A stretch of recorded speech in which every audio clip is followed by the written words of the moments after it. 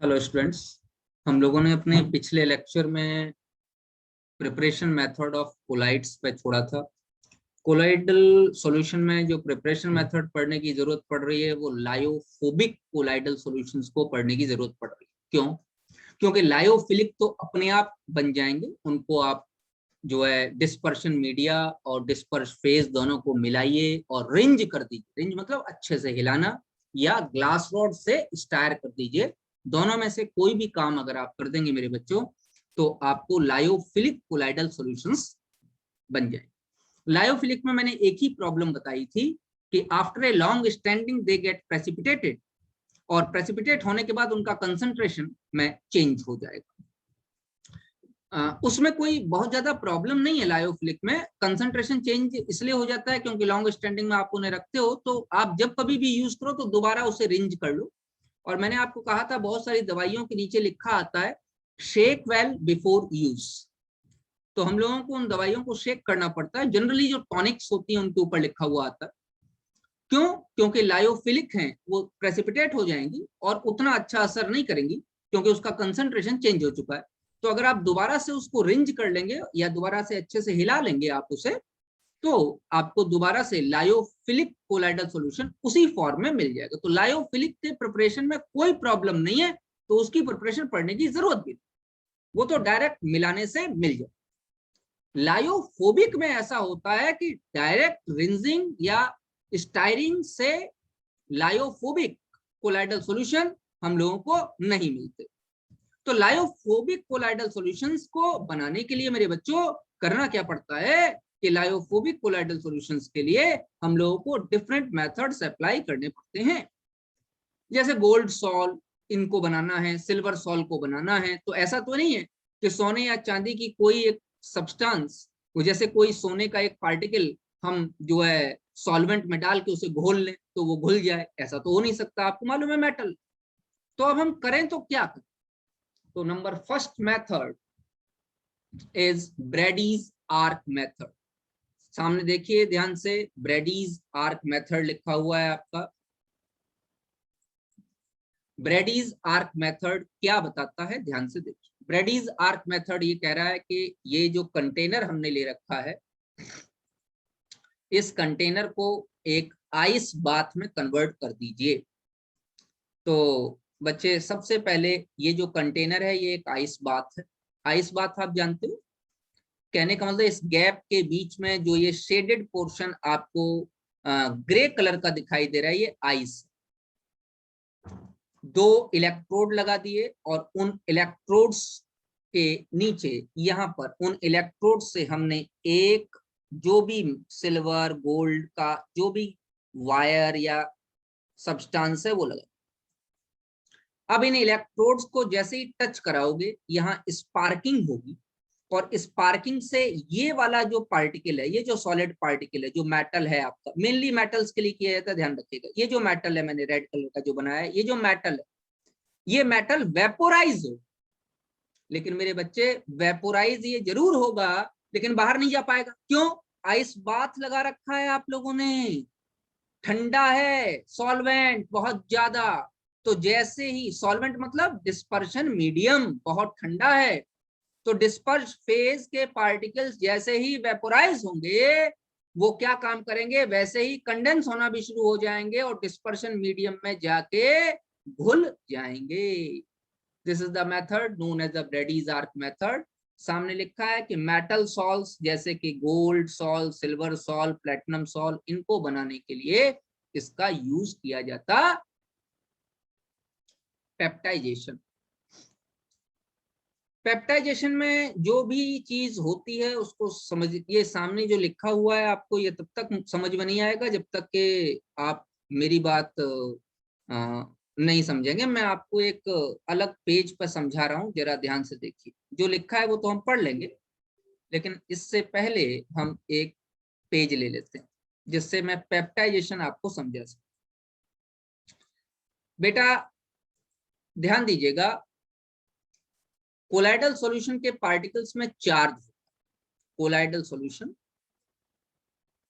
Colloidal solution बना रहे हो तो जो पार्टिकल्स हैं डिस्पर्स DIS, डिस्पर्स्ड फेज के जो पार्टिकल्स हैं उनमें चार्ज, आपको मालूम है चार्ज या तो पॉजिटिव हो सकता है या चार्ज निगेटिव हो सकता है। हम क्या काम करेंगे, डिस्पर्स फेज और डिस्पर्शन मीडिया को आपस में मिलाएंगे। क्या क्या मिलाया है हमने, डिस्पर्स फेज और डिस्पर्शन मीडिया, इन दोनों को आपस में मिलाएंगे, साथ में एक इलेक्ट्रोलाइट डालें। ठीक है मेरे बेटे, तीन चीज डालेंगे। अब होगा क्या, डिस्पर्स फेज मान लो पॉजिटिव चार्ज, डिस्पर्स फेज मान लो पॉजिटिव चार्ज, तो इसके चारों तरफ एक फिक्स्ड लेयर बन जाएगी निगेटिव चार्ज की। कहां से आएगा ये निगेटिव चार्ज, ये निगेटिव चार्ज आएगा जो आपने इलेक्ट्रोलाइट डाला है। इलेक्ट्रोलाइट तो टूट जाएगा, ए पॉजिटिव में बी निगेटिव में, तो ये जो बी निगेटिव है वो इस पॉजिटिव चार्ज के चारों तरफ आके बहुत अच्छे से डिपॉजिट हो जाएगा, बहुत अच्छे से डिपॉजिट हो जाएगा मेरे बेटे। तो इसको हम क्या कहेंगे मुझे बताइए, फिक्स्ड लेयर। क्या कहेंगे इसको हम लोग, फिक्स्ड लेयर। ये वाली जो लेयर बनी ये बनी फिक्स्ड लेयर। इसके बाहर ए पॉजिटिव भी होगा, बी निगेटिव भी होगा, ए पॉजिटिव भी होगा, बी निगेटिव भी होगा, लेकिन पूरे सॉल्यूशन में घूम रहा होगा। बोलो भैया कितने होंगे, खूब सारे होंगे। और ये जो लेयर बनेगी, ये जो लेयर बनेगी जो इससे अटैच नहीं है उसको कहेंगे डिफ्यूज्ड लेयर, डिफ्यूज्ड लेयर। इस फिक्स्ड लेयर और डिफ्यूज लेयर के बीच में एक पोटेंशियल डिफरेंस डेवलप होगा, पोटेंशियल डिफरेंस, जिस पोटेंशियल डिफरेंस को जीटा पोटेंशियल कहते हैं, जीटा पोटेंशियल। दोबारा बता रहा हूं, ध्यान से देखो, थोड़ा सा एक पॉइंट मैं हाइलाइटर यूज कर रहा हूं। ये जो लेयर बनी है ये फिक्स्ड लेयर है, ध्यान देना, ये जो पीली वाली लेयर बता रहा हूं ये फिक्स्ड लेयर है। बहुत बढ़िया, मैंने कुछ भी नहीं बताया, सिर्फ ये बताया कि पॉजिटिव चार्ज अगर डिस्पर्स फेज का पार्टिकल है तो उसके चारों तरफ निगेटिव चार्ज पार्टिकल जाके अटैच हो जाएंगे, फिक्स्ड लेयर कहलाएंगे, और बाहर पूरा इलेक्ट्रोलाइट घूम रहा है वो डिफ्यूज लेयर, और इन दोनों लेयर के बीच में एक पोटेंशियल डिफरेंस डेवलप होगा। इतनी बात मैंने की। अब होगा क्या बेटा, बहुत सारे जो है मतलब डिस्पर्स फेज के पार्टिकल्स, और हर डिस्पर्स फेज के पार्टिकल्स के बाहर एक फिक्स्ड लेयर है, जो फिक्स्ड लेयर निगेटिवली चार्ज है। अगर पॉजिटिव चार्ज डिस्पर्स फेज है तो फिक्स्ड लेयर निगेटिव चार्ज, इसका मतलब हर एक डिस्पर्स फेज के पार्टिकल के चारों तरफ एक फिक्स्ड लेयर बनेगी जो निगेटिव चार्ज की। इसका मतलब दो डिस्पर्स फेज के पार्टिकल अगर पास पास आएंगे तो रिपेल होंगे या अट्रैक्ट होंगे, रिपेल होंगे, क्योंकि दोनों के बाहर एक निगेटिव चार्ज की फिक्स्ड लेयर बन चुकी। इस रिपल्सन के कारण वो चारों तरफ सॉल्यूशन में फैल जाएंगे, और this method is known as peptization.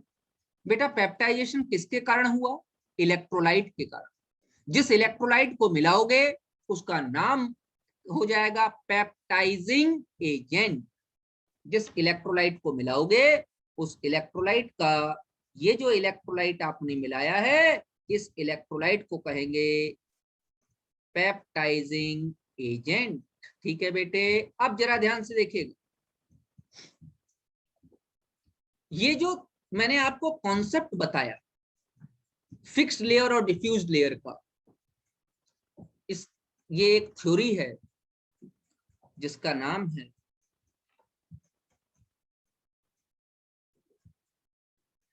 पढ़ो, प्रेफरेंशियल एडजॉर्प्शन। और जब कभी भी कोलाइडल सॉल्यूशन बनाते हैं तो प्रेफरेंशियल एडजॉर्प्शन थ्योरी के अकॉर्डिंग ही रिजल्ट मिलता है, कि जो कोलाइडल सॉल्यूशन बना वो पॉजिटिव चार्ज बनेगा या जो कोलाइडल सॉल्यूशन बना वो निगेटिवली चार्ज का बनेगा, और यहाँ पर कॉमन आयन इफेक्ट भी काम करेगा। इलेक्ट्रोलाइट जो डालेंगे उसमें से जो कॉमन आयन होगा वो उसके चारों तरफ चार्ज डेवलप करेगा और वो चार्ज का ही पार्टिकल आपको मिलेगा। ये प्रेफरेंशियल एडसॉर्प्शन थ्योरी कहलाती है, जो कि पेप्टाइजेशन में काम करता है। तो पेप्टाइजेशन में इस बात को ध्यान रखेंगे आप लोग, peptization depend upon the theory known as the preferential adsorption theory. क्या बताया मैंने प्रेफरेंशियल एडसॉर्प्शन थ्योरी में कि अगर डिस्पर्स फेज का पार्टिकल पॉजिटिवली चार्ज होगा तो उसके चारों तरफ एक फिक्स्ड लेयर बन जाएगी नेगेटिव चार्ज की, अपोजिट चार्ज की, और बाहर फ्री इलेक्ट्रोलाइट के कंपोनेंट्स घूमते रहे। दो डिस्पर्स फेज के पार्टिकल्स एक दूसरे को रिपेल करते रहेंगे और वो इस पूरे के पूरे सॉल्यूशन में घूमते रहेंगे और वहां एक कोलाइडल सॉल्यूशन बनाते हैं। इन दोनों फिक्स्ड लेयर और डिफ्यूज लेयर के बीच में एक पोटेंशियल डिफरेंस डेवलप होगा जिसका नाम होगा जीटा पोटेंशियल। तो ये कॉन्सेप्ट था पेप्टाइजेशन का, ध्यान दो। सर डिस्पर्स मीडियम क्या है? Dispersion medium, dispersion medium is a solvent or dispersed phase is the solute of the colloidal solution. dispersed phase जिसको घोला जा रहा, dispersion medium जिसमें घोला जा रहा। क्लियर हुई मेरी बात? Yes, sir. Peptidation may be defined as the process of converting a precipitate into colloidal salt. किसी प्रेसिपिटेट को कोलाइडल सॉल्यूशन बनाने का तरीका है by shaking it with dispersion medium. आगे क्या लिखा है पढ़ो, in a small amount of electrolyte. ये इलेक्ट्रोलाइट ही प्रेफरेंशियल एडसॉर्प्शन थ्योरी के द्वारा आपको कोलाइडल सॉल्यूशन दे। The electrolyte used for the purpose is known as peptizing agent, मैंने पढ़ा दिया आपको। This method is applied generally to convert a freshly prepared precipitate into colloidal solution. यहाँ ये अच्छी बात लिखी हुई है, ये ध्यान रखनी चाहिए। जो freshly prepared जो है precipitate है, मतलब जिस जो अभी अभी precipitate हुआ उसी को colloidal solution convert करने के लिए ये process यूज किया जाता है। During peptidation, the precipitate adsorbs one of the ions of the electrolyte on its surface. किसी एक को, कौन सा एक? जो opposite होगा। जैसे मैंने कहा positive charge colloidal, positive charge disperse phase है तो negative part. This causes the development of positive और negative charge on the precipitate ultimately break into smaller particles of the size of the colloidal particle. ये आपको preferential adsorption theory के बारे में बताया। ये तो तरीके थे हम लोग किस तरीके से कोलाइडल सॉल्यूशन को बनाए। अब कोलाइडल सॉल्यूशन की प्रॉपर्टीज में पहला है प्यूरिफिकेशन। कोलाइडल सॉल्यूशन में बनाते समय उसमें कुछ अमाउंट में इलेक्ट्रोलाइट प्रेजेंट होती, कुछ जनरल इंप्योरिटीज भी प्रेजेंट होती। उन जनरल इंप्योरिटीज को जो कि एक्चुअली सॉल्युबल होती है, उन सॉल्युबल इंप्योरिटीज को हटाने के लिए हम लोग क्या काम करते हैं, कुछ स्पेशल मेथड्स का यूज करते हैं, जैसे डायलिसिस। डायलिसिस एक सिंपल सा मेथड है जिसमें कि हम क्रिस्टलाइन पार्टिकल्स को कोलाइडल पार्टिकल्स से अलग कर लेते हैं। कोई भी पार्चमेंट पेपर या कोई भी एक मेम्ब्रेन ले लेंगे, जिस मेम्ब्रेन के अंदर हम लोग इम्प्योर कोलाइडल सॉल्यूशन भरेंगे। मेम्ब्रेन ऐसी होनी चाहिए जिससे कि सिर्फ क्रिस्टलाइन पार्टिकल बाहर जा पाए, कोलाइडल पार्टिकल बाहर न जा पाए। सॉल्यूशन में डाल देंगे, क्रिस्टलाइन पार्टिकल निकल के बाहर आ जाएगा, अंदर कोलाइडल पार्टिकल बच जाएगा। It is a process of removing a dissolved substance from a colloidal solution by means of diffusion with a suitable membrane. Since particles in the true solution can pass through the animal membrane or parchment paper or cellophane sheet, but not the colloidal particle. इस चीज को समझिए, ये याद करने से नहीं आएगा। मैंने इनिशियली कोलाइडल सॉल्यूशन पढ़ाने से पहले आपको बताया था कि साइंटिस्ट ने सबसे पहले दो पार्ट्स में क्लासिफाई किया था, एक क्रिस्टलाइन सॉल्यूशन या क्रिस्टलाइन पार्टिकल्स और एक कोलाइडल पार्टिकल्स। क्रिस्टलाइन सब्सटेंसेस या कोलाइडल सब्सटेंसेस। क्रिस्टलाइन को उन्होंने कहा था which can pass through the animal membrane, जिसका मैंने आपको एग्जांपल दिया था आपका स्वेट। स्वेट क्या होता है? NaCl का डाइल्यूट सॉल्यूशन। तो NaCl को उन्होंने क्या कहा था? Crystalline substance. और कोलाइडल क्या था? ब्लड, जो कि एनिमल मेम्ब्रेन से पास आउट नहीं हो सकता। तो वही ये नीचे बता रहा है कि पार्चमेंट पेपर या सिलोफेन शीट से कवर कर लेंगे, जिसमें से सिर्फ क्रिस्टलाइन पार्टिकल बाहर जा पाएगा, कोलाइडल नहीं जा पाएगा, इजी सेपरेशन हो जाएगा। ये प्रोसेस आप बायोलॉजी में भी यूज करते हैं जब हम ब्लड की डायलिसिस करते हैं, तो भी यही प्रोसेस है, लेकिन ये प्रोसेस काफी स्लो, ये ध्यान रखिए। इतना स्लो अगर हम डायलिसिस करें तो आदमी तो मर जाएगा, ये मैं बताऊं। इस प्रोसेस को ही फास्ट करने के लिए इसमें इलेक्ट्रोडायलिसिस का भी यूज किया गया। इलेक्ट्रोडायलिसिस क्या है? Ordinarily, the process of dialysis is quite slow. It can be made faster by applying the electric field if the dissolved substance in the impure colloidal solution is only an electrolyte. जो dissolved substance है वो अगर electrolyte है, जो generally होता, तो electrodialysis का use कर सकते हैं। डायलिसिस वाले चैम्बर में दो अपोजिट इलेक्ट्रोड लगा देंगे और जो भी इलेक्ट्रोलाइट का पार्टिकल इस कोलाइडल सॉल्यूशन के अंदर है वो अपोजिट चार्ज इलेक्ट्रोड की तरफ ट्रांसफर हो जाएगा and it is a very fast process. अगला बेटा, इलेक्ट्रोलाइसिस में वही है कि dialysis in the presence of the electric field. Properties, सबसे पहला है कॉलिगेटिव प्रॉपर्टीज। सॉल्यूशन में हमने पढ़ा था colligative properties are depend upon the number of particles of the solute. यहां पर सॉल्यूट डिस्पर्स फेज है, डिस्पर्स फेज के पार्टिकल्स बड़े होते हैं in comparison to that of the true solution. True solution के पार्टिकल छोटे होते हैं। इसका मतलब ट्रू सॉल्यूशन के पार्टिकल को अगर एग्रीगेट कर दिया जाए तो कोलाइडल सॉल्यूशन के पार्टिकल बन जाए। एग्रीगेशन का क्या मतलब है? नंबर ऑफ पार्टिकल्स डिक्रीज हो। मैं मान लेता हूं 100 पार्टिकल थे और 3-3 या 4-4 पार्टिकल एक साथ एग्रीगेट होकर कोलाइडल सॉल्यूशन का पार्टिकल बना रहे हैं, तो कोलाइडल सॉल्यूशन के नंबर ऑफ पार्टिकल तो 25 ही रह गए। अगर हर 4 पार्टिकल टेट्रामर टेट्रामर टेट्रामर बना रहा है तो टोटल पार्टिकल तो 25 ही रह गए। तो आप बताओ कोलाइडल सॉल्यूशन में नंबर ऑफ पार्टिकल डिक्रीज कर रहे हैं या इंक्रीज कर रहे हैं? डिक्रीज कर रहे हैं। तो कॉलिगेटिव प्रॉपर्टी इंक्रीज करेगी या डिक्रीज करेगी? डिक्रीज करेगी। क्यों? क्योंकि नंबर ऑफ पार्टिकल डिक्रीजेस। तो सामने लिखा हुआ है कोलाइडल पार्टिकल्स बीइंग बिगर एग्रीगेट, बड़े होते हैं, the number of particle in the colloidal solution is comparatively small. Number of particle क्या हो जाएंगे? कम हो जाएंगे। मैंने आपको बताया एग्जांपल, जैसे अगर ट्रू सॉल्यूशन के में 100 पार्टिकल और वो कोलाइडल सॉल्यूशन बनाने के लिए हर 4 पार्टिकल एक में कन्वर्ट हो, तो टोटल कोलाइडल सॉल्यूशन में 25 ही बचे।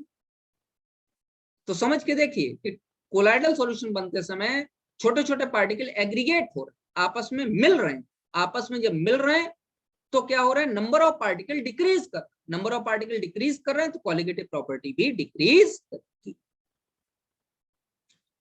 अगला है टिंडल इफेक्ट। ध्यान दीजिएगा, टिंडल इफेक्ट हम लोग आसानी से किसी भी अंधेरे कमरे में अगर कोई पिन पॉइंट से अगर लाइट भेजें तो आराम से देखा जा सकता है। या अंधेरे कमरे में आप कोई टॉर्च जला लो छोटी सी, तो भी आपको टिंडल इफेक्ट दिखाई दे जाएगा। जो डस्ट पार्टिकल्स हैं वो डांस करते हुए दिखाई देंगे उस लाइट बीम में। This effect is known as the Tyndall effect. Colloidal solution में कोलाइडल पार्टिकल बड़े पार्टिकल, इनका साइज ट्रू सॉल्यूशन के कंपैरिजन में बड़ा होता है। जब हम इस पर एक लाइट सोर्स से लाइट डालते हैं तो ये एक टिंडल कोन, एक कोन बीच में बनता है, ध्यान दो। और उस टिंडल कोन में स्कैटरिंग ऑफ लाइट दिखाई देती है। टिंडल कोन में दिखाई देती है स्कैटरिंग ऑफ लाइट। एक्चुअली बात यह है कि हमें कोलाइडल पार्टिकल दिखाई नहीं दे सकते। जो आप लाइट डाल रहे हो वो लाइट उन कोलाइडल पार्टिकल से टकरा रही है और वहां चमक बना रही है, वो स्कैटरिंग हमको दिखाई देती है। टॉर्च जब लगाते हो आप किसी अंधेरे कमरे में, तो भी जो आपको डस्ट पार्टिकल डांस करते दिखाई देते हैं, वो डस्ट पार्टिकल नहीं है, वो जो आपको दिखाई दे रहा है वो स्कैटरिंग, जो लाइट जा रही है वो डस्ट पार्टिकल से टकरा रही है और वो दिखाई देती है।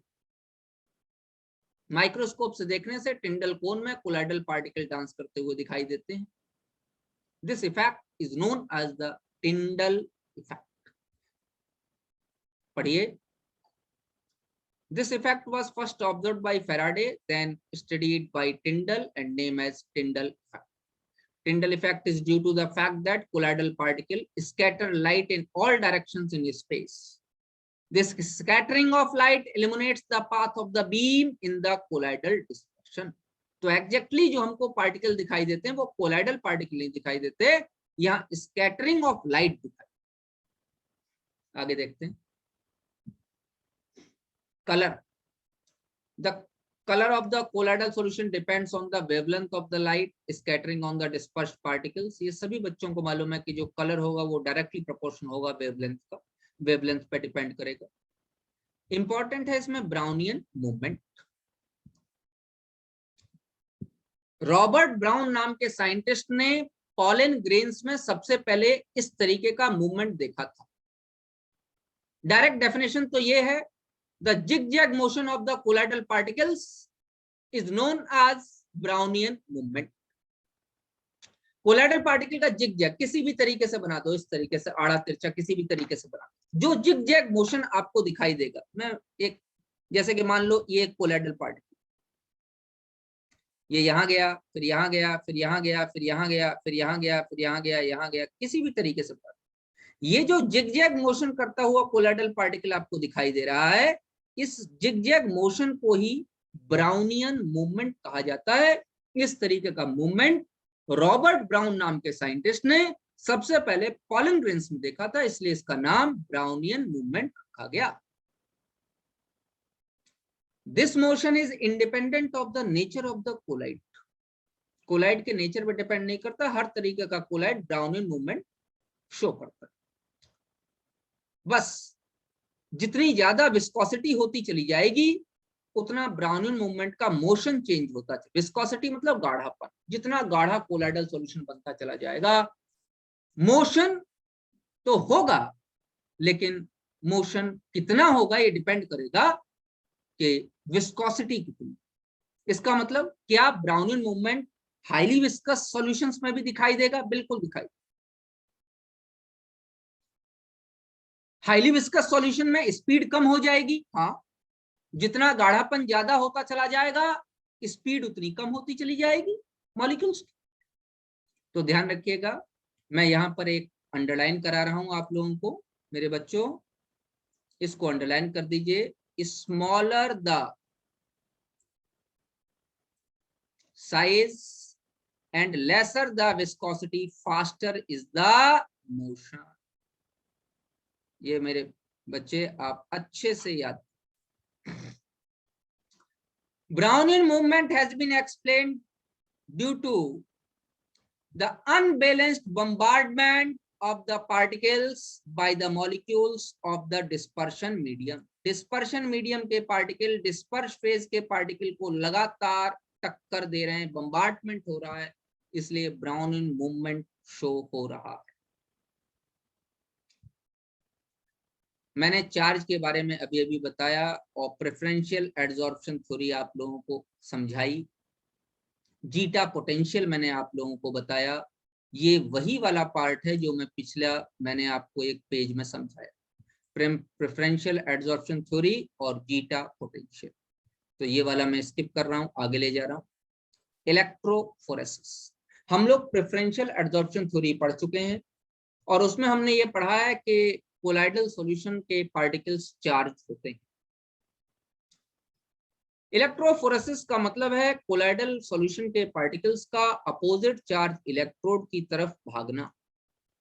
इसको इलेक्ट्रोफोरेसिस कहा जाता है। अगर किसी इलेक्ट्रिक फील्ड के अंदर कोलाइडल सॉल्यूशन में को देखा जाए तो the colloidal particles move through the opposite charge electrode.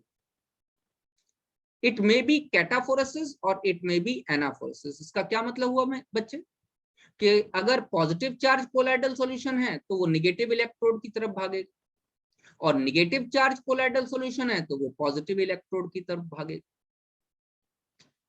तो इसका मतलब कैटाफोरेसिस भी हो सकता है और एनाफोरेसिस भी हो सकता है. कैथोड की तरफ भी मूवमेंट हो सकता है, एनोड की तरफ भी मूवमेंट हो सकता है.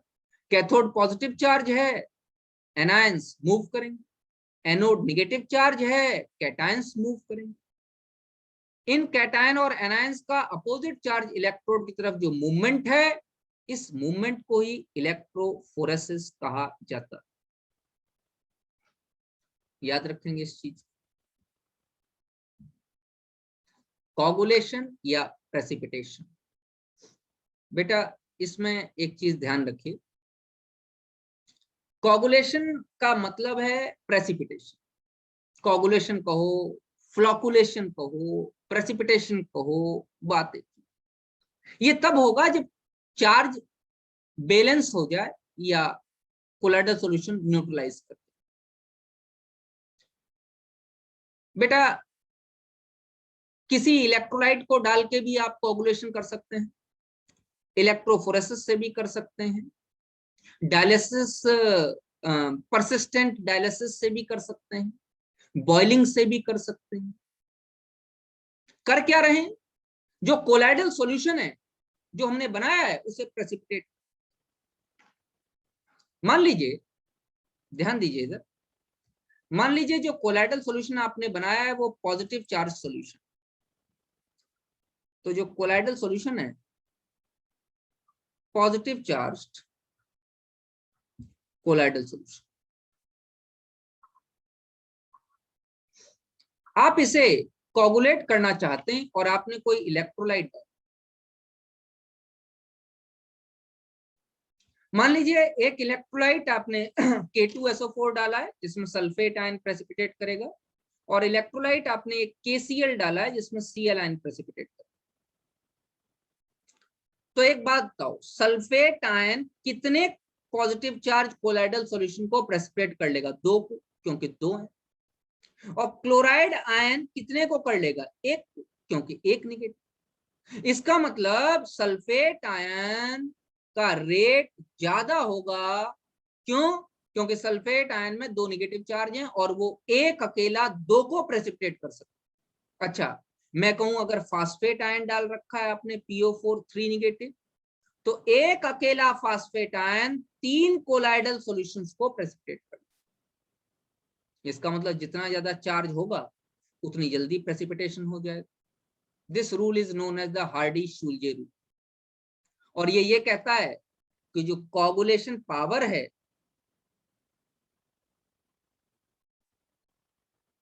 कोगुलेशन पावर कितनी जल्दी प्रेसिपिटेट कर लेगा, वो इनवर्सली प्रोपोर्शनल होती है कोगुलेशन वैल्यू के. कोगुलेशन वैल्यू के. कोगुलेशन पावर क्या है? अगर मैं कोगुलेशन पावर की बात करूं, ध्यान दो, इसको मैं कहता हूं CP और इसको मैं कहता हूं CV, कोगुलेशन वैल्यू. अगर मैं कोगुलेशन पावर की बात करूं तो फॉस्फेट आयन की कोगुलेशन पावर सबसे ज्यादा, सल्फेट आयन की कम है और क्लोराइड आयन की सबसे कम है. तो इसका मतलब फॉस्फेट आयन के 10 मोल्स वही काम करेंगे जो क्लोराइड आयन के 30 मोल्स करें, क्योंकि फॉस्फेट आयन का 1 मोल 3 मोल कोलाइडल सॉल्यूशंस को प्रेसिपिटेट कर रहा है. सल्फेट आयन के को प्रेसिपिटेट करने के लिए कोलाइडल से, क्लोराइड आयन से आधे सल्फेट आयन यूज है और क्लोराइड 1 to 1 प्रेसिपिटेट करेगा. इसका मतलब KCl को ज्यादा अमाउंट में डालना पड़ेगा और मैं कहता हूं K3PO4 है तो उसको कम अमाउंट में डालना पड़ेगा. तो कितने अमाउंट में इलेक्ट्रोलाइट डालने के बाद प्रेसिपिटेशन हो जाता है, वो कोगुलेशन वैल्यू कहलाती है. तो कोगुलेशन वैल्यू जो होगी वो PO4 3 नेगेटिव की सबसे कम। इसके 10 ml में हो जाएगा, उसके 20 ml में होगा, उसके 30 ml में हो। सल्फेट आयन और क्लोराइड आयन की कोगुलेशन वैल्यू सबसे ज्यादा होगी क्योंकि उसका 1:1 प्रेसिपिटेशन हो रहा है। This effect is known as Hardy Schulze rule. ध्यान रखेंगे आप। Protection of the colloidal solutions. जो लायोफोबिक कोलाइडल सॉल्यूशंस हैं उनमें प्रॉब्लम ये होती है कि वो किसी भी इलेक्ट्रोलाइट की प्रेजेंस में आसानी से प्रेसिपिटेट हो जाते हैं। उनको बचाने के लिए हम लोग क्या काम करते हैं, उनमें कुछ मात्रा में लायोफिलिक कोलाइड मिला देते हैं। मतलब द्रव विरोधी कोलाइडों को, हिंदी वाले बच्चे समझें, द्रव विरोधी कोलाइडों को अवक्षेपण से रोकने के लिए कुछ मात्रा में द्रव स्नेही कोलाइड मिलाए जाते हैं। लायोफोबिक कोलाइडल सॉल्यूशंस को प्रेसिपिटेशन से रोकने के लिए कुछ अमाउंट में लायोफिलिक कोलाइडल सॉल्यूशन मिला दी है, जिससे ऐसा होता है कि थोड़ी बहुत क्वांटिटी में अगर एटमॉस्फेयर से कहीं से इलेक्ट्रोलाइट आ गया तो वो बच जाते हैं, क्योंकि उनके ऊपर एक शील्ड बन जाती है। किसकी? लायोफोबिक कोलाइड्स के ऊपर एक शील्ड बन जाती है लायोफिलिक कोलाइड्स की, और उनको बचा लेती है। इस मेथड का नाम है प्रोटेक्शन ऑफ कोलाइड्स। पढ़िए। Lyophilic salts are more stable than lyophobic. हाँ, लायोफोबिक के कंपैरिजन में लायोफिलिक हाईली स्टेबल होते हैं। This is due to the fact that lyophilic colloid are extensively solvated. क्यों? आसानी से घुल जाते हैं। The colloidal particles are covered by a sheath of liquid in which they are dispersed. जब लायोफिलिक कोलाइड बना था तो हर एक डिस्पर्स फेज के चारों तरफ एक लेयर बन गई थी डिस्पर्शन मीडियम की, तो लायोफिलिक कोलाइड बना था, और वो इसलिए highly stable. Lyophilic colloids have a unique property of protecting lyophobic colloids. Lyophilic colloid lyophobic colloid को आसानी से प्रोटेक्ट कर सकते हैं। इसीलिए लायोफिलिक कोलाइड की कुछ क्वांटिटी लायोफोबिक कोलाइड में मिला दी जाती है, जिससे कि इनका प्रोटेक्शन आसानी से हो सके। ठीक है। और इस पर्पस के लिए, मतलब लायोफोबिक कोलाइड्स को प्रोटेक्ट करने के लिए लायोफिलिक कोलाइड्स को यूज किया जाता है। इसलिए इस तरीके के लायोफिलिक कोलाइड्स को प्रोटेक्टिव कोलाइड्स भी कहा जाता। एक लास्ट टॉपिक है बेटा, इमल्सन, जिसमें दो लिक्विड और लिक्विड के कोलाइडल सॉल्यूशंस आपके हैं। बहुत ही आसान है, दो तरीके के हैं, ऑयल इन वाटर और water in oil. Oil in water का मतलब है ऑयल डिस्पर्स फेज है और वाटर डिस्पर्शन मीडियम है, और वाटर इन ऑयल का मतलब है वाटर डिस्पर्स फेज है और ऑयल डिस्पर्शन मीडियम।